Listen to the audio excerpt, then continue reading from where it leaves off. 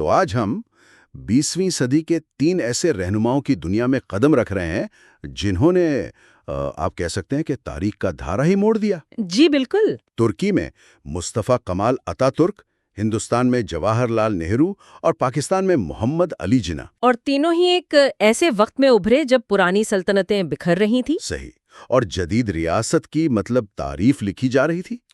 تو آج ہم یہی سمجھنے کی کوشش کریں گے کہ ان تینوں نے مذہب، ریاست اور جدیدیت کے اس بہت ہی پیچیدہ رشتے کو کیسے سنبھالا۔ اور یہ واقعی ایک بہت نازک رشتہ ہے۔ اور اس گہرائی میں اترنے کے لیے ہمارے پاس جو مواد ہے وہ ظہیر احمد میر کی کتاب قائد اعظم آف پاکستان سے لیے گئے کچھ بہت ہی فکر انگیز اقتباسات ہیں۔ یہ ایک بہت دلچسپ کتاب ہے۔ جی، مصنف نے ان تینوں رہنماؤں کے نظریات کا ایک غیر معمولی تقابلی جائزہ پیش کیا ہے، اور یہ ہمیں تاریخ کے اس اہم موڑ کو ایک بالکل نئے زاویے سے دیکھنے کا موقع دیتا ہے۔ یہ واقعی ایک اہم نقطہ ہے۔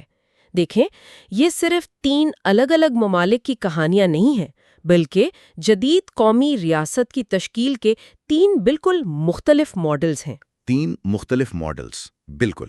ہر رہنما کا فلسفہ، ان کا جو نقطۂ نظر تھا، وہ لاکھوں لوگوں کے مستقبل کی سمت متعین کر رہا تھا۔ اور یہ فیصلے صرف سیاسی نہیں تھے؟ نہیں، بالکل نہیں۔ یہ سماجی، ثقافتی اور تہذیبی سطح پر صدیوں تک قائم رہنے والے اثرات مرتب کرنے والے فیصلے تھے۔ چلیں اس کا جائزہ لیتے ہیں۔ مصنف اپنی کتاب میں ایک جگہ ایک بہت ہی طاقتور جملہ لکھتے ہیں جو آج کی ہماری گفتگو کا مرکزی خیال ہوگا۔ اچھا؟ وہ کہتے ہیں، اتا ترک نے مذہب کو مغربیت میں گھل کر دیا، نہرو نے اسے پس پش ڈال دیا، مگر جناح نے اسے ہم آہنگ کر دیا۔ واہ، یہ تو پوری بحث کا خلاصہ ہے ایک جملے میں، ہے نا؟ تو آج ہم اسی نقطے کے تینوں حصوں کی گہرائی میں جائیں گے اور دیکھیں گے کہ ان تینوں طریقوں کا اصل مطلب کیا تھا۔ بالکل، ہم باری باری ان تینوں نظریات کو سمجھیں گے اور ان کا تقابل کریں گے، اور ماخوذ ہمیں خاص طور پر اتا ترک کے انقلابی اقدامات پر توجہ مرکوز کرنے کا موقع دیتا ہے، جو شاید ان تینوں میں سب سے زیادہ ریڈیکل تھے۔ تو وہیں سے شروع کرتے ہیں۔ جی، وہیں سے شروع کرتے ہیں، اور پھر دیکھتے ہیں کہ نہرو اور قائد اعظم کے راستے اس سے کس طرح مختلف تھے۔ تو آئیے پہلے ماڈل سے شروع کرتے ہیں، اتا ترک کا ترکی۔ مصنف نے اتا ترک کے نقطۂ نظر کو رد کے ذریعے انقلاب کا نام دیا ہے۔ یہ اصطلاح خود بہت کچھ بیان کر دیتی ہے۔ بالکل، ایسا لگتا ہے کہ ان کا مقصد صرف اصلاحات لانا نہیں تھا، بلکہ ماضی کو مکمل طور پر مسترد کر کے ایک نئی بنیاد رکھنا تھا۔ آپ نے درست کہا، اتا ترک نے سلطنت عثمانیہ کے خاتمے کے بعد ماضی سے مکمل طور پر تعلق توڑنے کا فیصلہ کیا۔ کیوں؟ ان کے پیچھے کیا سوچ تھی؟ ان کا ماننا تھا کہ ترکی کو جدید دنیا کا حصہ بننے کے لیے اپنی عثمانی اور اسلامی شناخت کو ترک کرنا ہوگا۔ اسی لیے ان کے اقدامات صرف سیاسی نہیں تھے، بلکہ گہرے ثقافتی اور سماجی تھے۔ وہ ترکی کے پورے تہذیبی ڈھانچے کو جڑ سے بدلنا چاہتے تھے۔ اور ماخذ میں ان کی کچھ بڑی اصلاحات کا ذکر بھی ہے جو اس رد کی پالیسی کو واضح کرتی ہیں۔ جی، سب سے پہلا اور بڑا قدم تو خلافت عثمانیہ کا خاتمہ تھا، جو صدیوں سے مسلم دنیا کی ایک علامتی مرکزیت تھی۔ جی، اور یہ صرف ایک سیاسی عہدے کا خاتمہ نہیں تھا، بلکہ ایک پوری تہذیبی روایت کا خاتمہ تھا۔ اور اس کے بعد رسم الخط کی تبدیلی۔ جی، اس کے بعد انہوں نے عربی رسم الخط کو لاطینی سے بدل دیا۔ یہ ایک بہت بڑا قدم تھا۔ دیکھیں، زبان صرف حروف کا مجموعہ نہیں ہوتی، وہ آپ کی تاریخ، ادب اور ثقافت کی کنجی ہوتی ہے۔ صحیح۔ رسم الخط بدلنے کا مطلب تھا کہ نئی نسل کا اپنے 1000 سالہ علمی اور ادبی ورثے سے براہ راست رشتہ کاٹ دیا جائے۔ لیکن یہاں ایک سوال پیدا ہوتا ہے، کیا اتا ترک کے حامی یہ دلیل نہیں دے سکتے کہ یہ شاک تھراپی یا یہ سخت اقدامات اس وقت ترکی کو مکمل تباہی سے بچانے کے لیے ضروری تھے؟ بالکل، اور یہ ایک بہت اہم سوال ہے۔ آخرکار وہ ایک شکست خوردہ سلطنت کے ملبے پر ایک نئی قوم کھڑی کر رہے تھے۔ یہ اس بحث کا دوسرا رخ بھی یہی ہے۔ بلا شبہ ان کے اقدامات کا مقصد ترکی کو مضبوط اور مستحکم کرنا تھا، لیکن یہاں پر دلچسپ بات یہ ہے کہ مصنف اس کے نتیجے کو کس طرح بیان کرتے ہیں۔ اچھا۔ وہ لکھتے ہیں، اتا ترک نے نظم تو پیدا کیا مگر روح کھو دی، مسجد خاموش ہوئی، عدالت مضبوط ہوئی۔ واہ، مسجد خاموش ہوئی، عدالت مضبوط ہوئی۔ جی، یہ جملہ ان اصلاحات کے دوہرے اثر کو ظاہر کرتا ہے۔ ایک طرف ریاستی ڈھانچے کی مضبوطی اور جدیدیت آئی، لیکن دوسری طرف ایک گہرا ثقافتی اور روحانی خلا پیدا ہو گیا۔ تو یہ ایک طرح کا سودا تھا، قومی روح کی قیمت پر ریاستی نظم و ضبط۔ بالکل۔ مصنف اسی لیے اتا ترکی اصلاحات کو تسلسل پر نہیں بلکہ انقطاع پر مبنی قرار دیتے ہیں۔ انقطاع یعنی بریک یا ڈسکنٹینیوٹی؟ جی، یعنی انہوں نے تاریخ کے دھارے کو جاری رکھنے کے بجائے اسے کاٹ کر ایک بالکل نئی شروعات کرنے کی کوشش کی۔ یہ ان کے اور برصغیر کے رہنماؤں کے درمیان ایک بنیادی فرق تھا۔ یہ تو تھا ترکی کا ماڈل، جو ماضی سے مکمل انقطاع پر مبنی تھا۔ اچھا، اب دیکھتے ہیں کہ ہندوستان میں نہرو نے اس مسئلے کو کیسے حل کیا، جو ایک بالکل مختلف راستہ تھا۔ جی، مصنف کے مطابق نہرو نے مذہب کو پس پشت ڈال دیا۔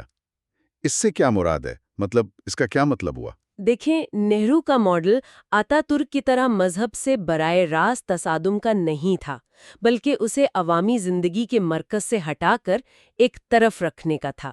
اچھا، ان کا ویژن ایک سوشلسٹ اور سیکولر جمہوریت کا تھا۔ یہاں سیکولرزم کا مطلب مذہب دشمنی نہیں، بلکہ ریاست کی مذہب سے مکمل غیر جانبداری تھا۔ تو ریاست کا کوئی مذہب نہیں ہوگا؟ جی، اور تمام شہریوں کو اپنے مذہب پر عمل کرنے کی آزادی ہوگی، لیکن صرف اپنی ذاتی زندگی میں۔ تو عملی طور پر مذہب کو پس پشت کیسے ڈالا گیا؟ اتا ترک نے تو قوانین بنا کر مذہب کو عوامی دائرے سے باہر کر دیا تھا۔ نہرو کا طریقہ کیا تھا؟ نہرو کا طریقہ زیادہ آپ کہہ سکتی ہیں لطیف تھا۔ انہوں نے مذہب کو چیلنج کرنے کے بجائے ایک متبادل قومی بیانیہ پیش کیا۔ متبادل بیانیہ؟ جی، انہوں نے جدیدیت، سائنس، صنعتی ترقی اور ایک مشترکہ ہندوستانی قوم پرستی کو ملک کی نئی شناخت کے طور پر فروغ دیا۔ اچھا، ان کا خیال تھا کہ اگر ریاست عوام کی معاشی اور سماجی ترقی پر توجہ دے گی تو مذہبی شناخت خود بخود پس منظر میں چلی جائے گی۔ ریاست کا نیا مذہب ترقی اور نیشنلزم تھا۔ یعنی اتا ترک نے مذہب کو عوامی زندگی سے سرجری کے ذریعے الگ کیا، جبکہ نہرو نے کوشش کی کہ ایک نیا، زیادہ پرکشش عوامی دائرہ کار بنایا جائے جہاں مذہب کی ضرورت ہی محسوس نہ ہو۔ کیا یہ کہنا درست ہوگا؟ یہ ایک بہترین خلاصہ ہے۔ نہرو کا خیال تھا کہ غربت، ناخواندگی اور ذات پات جیسے مسائل زیادہ بڑے دشمن ہیں، اور ان سے لڑنے کے لیے ایک متحد قومی شناخت ضروری ہے، جو مذہبی تقسیم سے بالاتر ہو۔ بالکل۔ اسی لیے انہوں نے ایک ایسا آئین بنانے میں کلیدی کردار ادا کیا جو مذہبی آزادی کی ضمانت دیتا ہے، لیکن ریاست کو کسی بھی مذہب کی سرپرستی سے روکتا ہے۔ یہی تھا مذہب کو احترام کے ساتھ عوامی پالیسی سے الگ کر کے پس پشت ڈالنا۔ یہ واقعی ایک بالکل مختلف حکمت عملی ہے۔ تو ہم نے ترکی میں رد اور ہندوستان میں علیحدگی کا ماڈل دیکھا۔ اب ہم تیسرے اور شاید سب سے پیچیدہ ماڈل کی طرف آتے ہیں، قائد اعظم محمد علی جناح۔ جی، مصنف کہتے ہیں کہ انہوں نے مذہب اور ریاست کو ہم آہنگ کیا۔ یہ تو بہت بڑی بات ہے، اس کا کیا مطلب ہے؟ یہ واقعی ان تینوں میں سب سے زیادہ نازک اور منفرد راستہ تھا۔ قائد اعظم کا ویژن نہ تو اتا ترک کی طرح مذہب کو مسترد کرنے کا تھا اور نہ ہی نہرو کی طرح اسے مکمل طور پر نجی معاملہ بنانے کا۔ تو پھر کیا تھا؟ وہ ایک ایسی جدید جمہوری ریاست کا تصور پیش کر رہے تھے جسے مصنف نے اخلاقی ریاست کہا ہے۔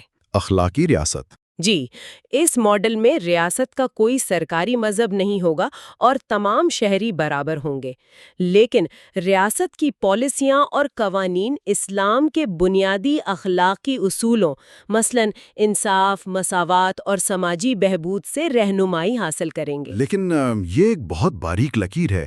بہت سے لوگ اسے ایک مذہبی ریاست یا تھیوکریسی کے تصور کے ساتھ گڈمٹ کر سکتے ہیں، ہے نا؟ بالکل۔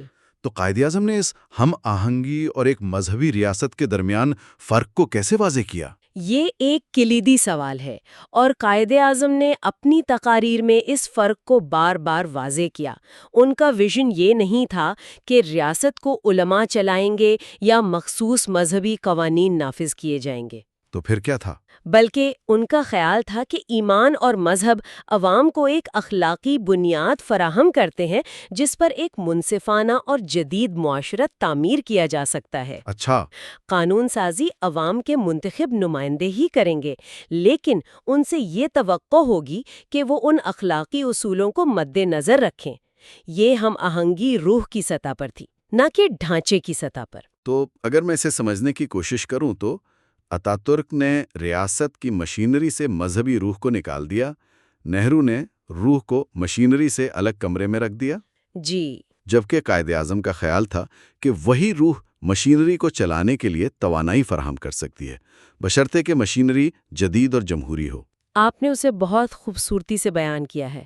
یہی ان کے ویژن کا خلاصہ ہے۔ اچھا، انہوں نے مغرب کے جمہوری ڈھانچے کو اپنایا، پارلیمنٹ، عدلیہ، آئین، لیکن ان کا ماننا تھا کہ ان ڈھانچوں کو کامیابی سے چلانے کے لیے جو اخلاقی قوت درکار ہے وہ معاشرے کی اپنی روحانی اقدار سے ہی آ سکتی ہے۔ یعنی جدیدیت اور روایت کا امتزاج؟ جی، اسی لیے مصنف اسے ہم آہنگی کہتے ہیں۔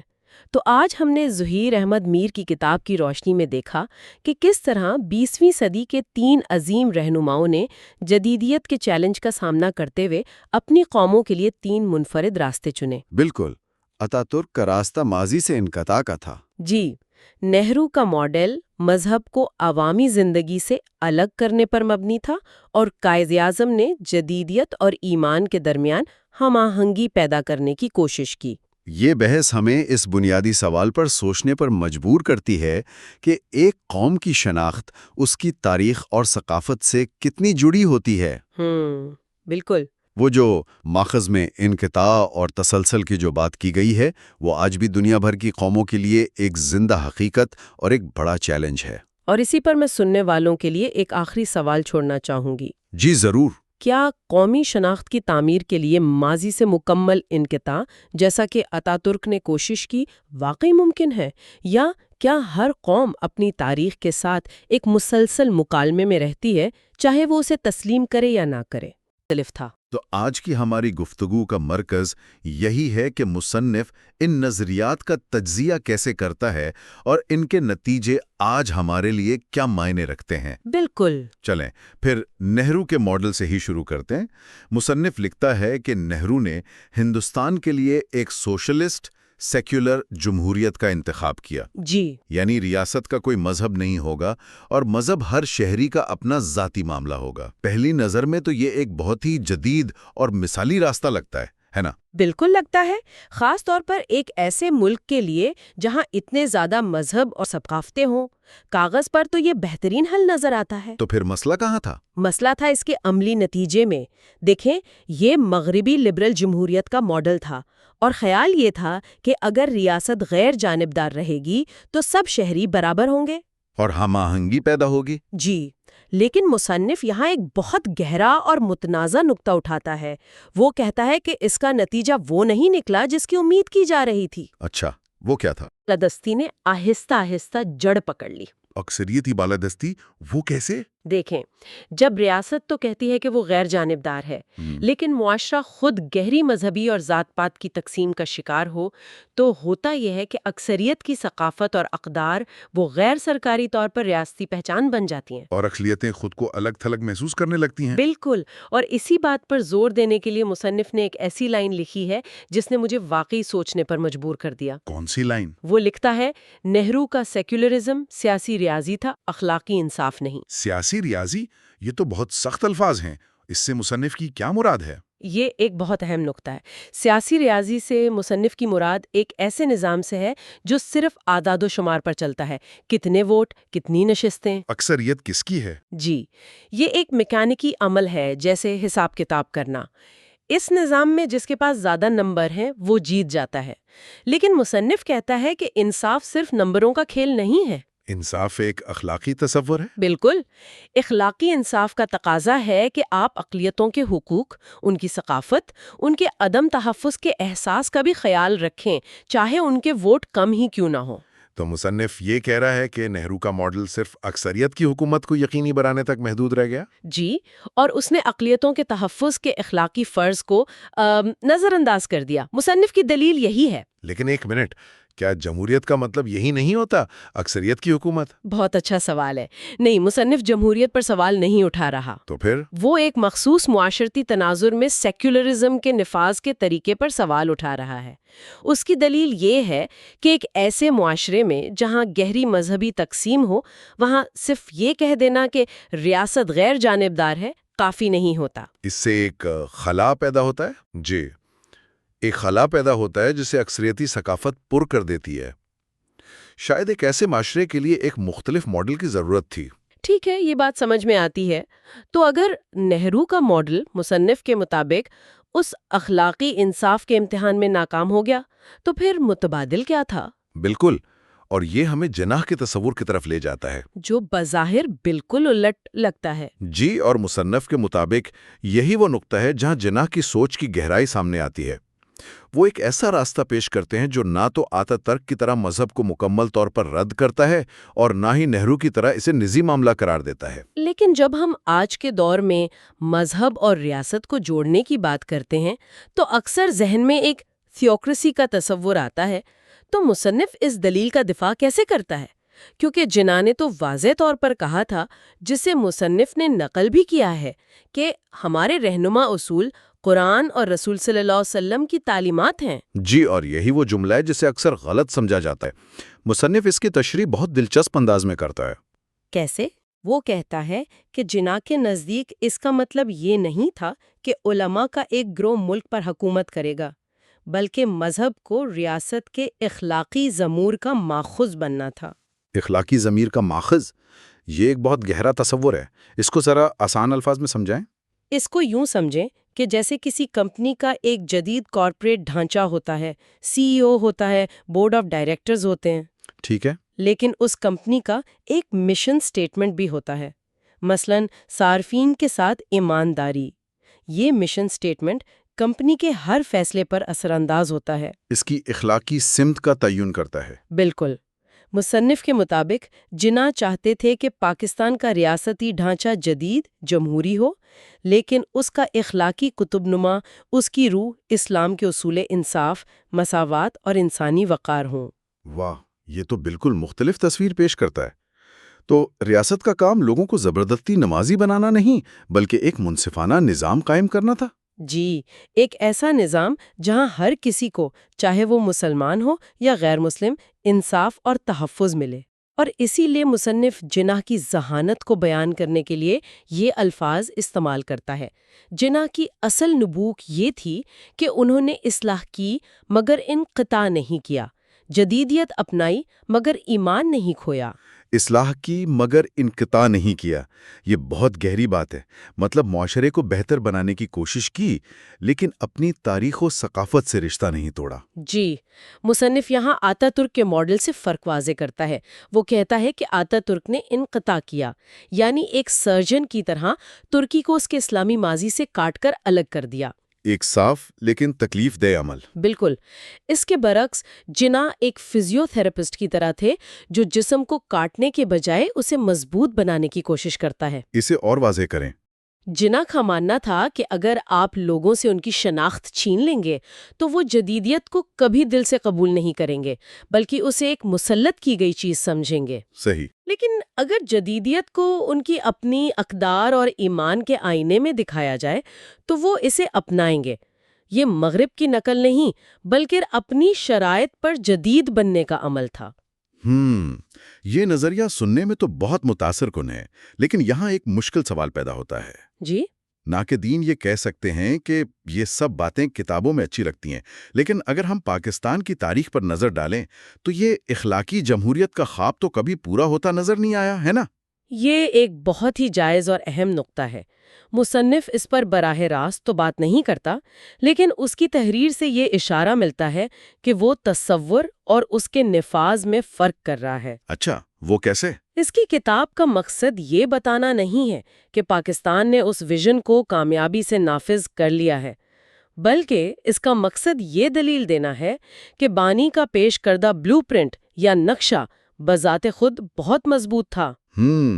تو مسئلہ نقشے میں نہیں تھا۔ مصنف کی دلیل یہی ہے کہ مسئلہ نقشے میں نہیں تھا، بلکہ شاید ان لوگوں میں تھا جنہوں نے اس پر عمل کرنا تھا۔ وہ اس ویژن کو ایک ایسے معیار کے طور پر پیش کر رہا ہے جس پر آج بھی عمل کیا جا سکتا ہے۔ تو مصنف اس تاریخی بحث کو ماضی کی ایک کہانی کے طور پر نہیں بلکہ آج کے لیے ایک سبق کے طور پر پیش کر رہا ہے۔ جی، اور وہ کہتا ہے کہ دنیا آج بھی ان تینوں تجربات کے نتائج کا جائزہ لے رہی ہے۔ اور اس کا تجزیہ کیا ہے؟ اس کا تجزیہ بہت بے باک ہے۔ وہ کہتا ہے کہ آتا ترک کا ماڈل جس نے مذہب کو طاقت سے دبا دیا تھا، اب اپنی روح کی تلاش میں واپس مذہب کی طرف پلٹ رہا ہے۔ ہم یہ ترکی میں دیکھ بھی رہے ہیں۔ جی، دوسری طرف نہرو کا ماڈل جو بظاہر بہت غیر جانبدار تھا، مصنف کے مطابق ذات پات، مذہبی تعصب اور اکثریتی قوم پرستی کے بوجھ تلے دب رہا ہے۔ وہ سیاسی ریاضی اب کھل کر اپنا کھیل دکھا رہی ہے۔ بالکل۔ اور ان دونوں کے مقابلے میں مصنف جناح کے ماڈل کو، جسے وہ اخلاقی جمہوریت کہتا ہے، آج بھی توازن کی بہترین مثال کے طور پر پیش کرتا ہے۔ جی، ایک ایسا راستہ جو نہ تو لادینیت کی انتہا پر جاتا ہے اور نہ ہی مذہبی آمریت کی۔ اور اسی بنیاد پر مصنف اپنا آخری پیغام دیتا ہے۔ اور وہ بہت طاقتور پیغام ہے۔ وہ لکھتا ہے، اسلام اور جدیدیت میں ٹکراؤ نہیں بلکہ تکمیل ہے، انصاف، نظم اور انسانی وقار کے ذریعے۔ واہ! وہ یہ کہہ رہا ہے کہ اسلام اور جدیدیت کو ایک دوسرے کا دشمن سمجھنا ایک بہت بڑی غلطی ہے۔ اگر جدیدیت کا مطلب انصاف، قانون کی حکمرانی اور ہر انسان کی عزت ہے، تو یہ تمام اقدار اسلامی تعلیمات کا مرکز ہے۔ تو ایک جدید مسلم ریاست اپنی روحانی بنیادوں کو مضبوط کر کے ہی حقیقی ترقی کر سکتی ہے، انہیں چھوڑ کر نہیں۔ بالکل، یہ اپنی شناخت پر شرمندہ ہوئے بغیر آگے بڑھنے کا راستہ ہے۔ تو آج کی اس گفتگو کا خلاصہ یہ ہے کہ مصنف نے 3 رہنماؤں اور 3 راستوں کا موازنہ کیا۔ اتاترک کا راستہ ماضی سے مکمل علیحدگی کا تھا، نہرو کا راستہ مذہب کو عوامی زندگی سے الگ کرنے کا تھا، جس کا نتیجہ مصنف کے مطابق اکثریتی راج کی شکل میں نکلا۔ اور صرف جناح کے راستے نے قانون، اخلاق اور آزادی کو ایک ساتھ ملانے کا ایک قابل عمل فریم ورک پیش کیا۔ اور مصنف کا آخری نقطہ جو شاید سب سے اہم ہے، یہ ہے کہ یہ صرف ایک دلچسپ تاریخی تجزیہ نہیں ہے، وہ اسے پاکستان کے مستقبل کے لیے ایک لاہے عمل کے طور پر پیش کر رہا ہے۔ یعنی اگر ملک کو اپنے مسائل حل کرنے ہیں تو اسے اپنے بانی کے اسی اخلاقی جمہوریت کے ویژن کی طرف لوٹنا ہوگا۔ جی، جہاں قانون کی حکمرانی ہو لیکن اس قانون کی روح اخلاقیات اور انصاف پر مبنی ہو۔ یہ گفتگو واقعی ایک گہرا سوال چھوڑ جاتی ہے۔ اگر کسی ریاست کا اخلاقی ضمیر اس کے قانون کی بنیاد ہو، جیسا کہ جناح کا تصور تھا، تو آج کی اس پیچیدہ اور تیزی سے بدلتی ہوئی دنیا میں اس اجتماعی ضمیر کی تشکیل اور اس کی حفاظت کیسے کی جا سکتی ہے؟